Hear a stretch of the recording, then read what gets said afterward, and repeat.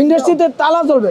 হল মালিকরা তাকিয়ে থাকে তীর্থের কাকের মতন যে মেগাস্টারের ছবি কখন আসবে। আমরা শাকিব খান ভক্তরা কিন্তু মাঠে আছি। আমরা যদি কাউকে হাতে নাতে ধরতে পারি, ওয়ালটনের পণ্য কিনে জিতে নিতে পারেন নগদ 20 লক্ষ টাকা। Double million offer, Walton fridge কিনে পেতে পারেন 20 লক্ষ টাকা। রয়েছে কোটি কোটি টাকার নিশ্চিত উপহার। এখন চলতেছে কি?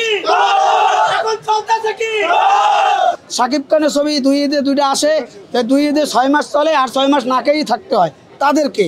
এই 6 মাসের ঋণে যে কয়টা তলিয়ে যায় সেই কয় টাকা আবার ওই শাকিব খানের ছবি আসলে তা থেকে কাভার হয়, কিন্তু লাভ আর হইতেছে না। তারা কতদিন আর সিনেমা চালাবে এটা আমাদের ভাবতে হবে। আমরা শাকিব খানের ছবি না, এটা বাংলাদেশের সবাই ছবি। এই ছবিটা যদি পাইরেসি হয়, এই ছবিটা যদি ব্যবসা সফল না হয়, তাহলে বাংলাদেশের চলচ্চিত্র ইন্ডাস্ট্রির জন্য ক্ষতি। এটা আমাদের মানতে হবে যে মেগাস্টার যদি একটা ছবি সুপারহিট না দেয়, ব্যবসা সফল যদি না করতে পারে, তাহলে ইন্ডাস্ট্রি তালা চলবে।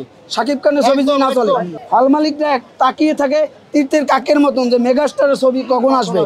তারা 4 বছর ধরে তাকিয়েছিল যে কখন আসবে একটা ছবি। 4 বছর পর একটা ছবি পাইছে, তারা এখন একটু খুশি লাগতেছে যে ইচ্ছার একটা ছবি আসছে।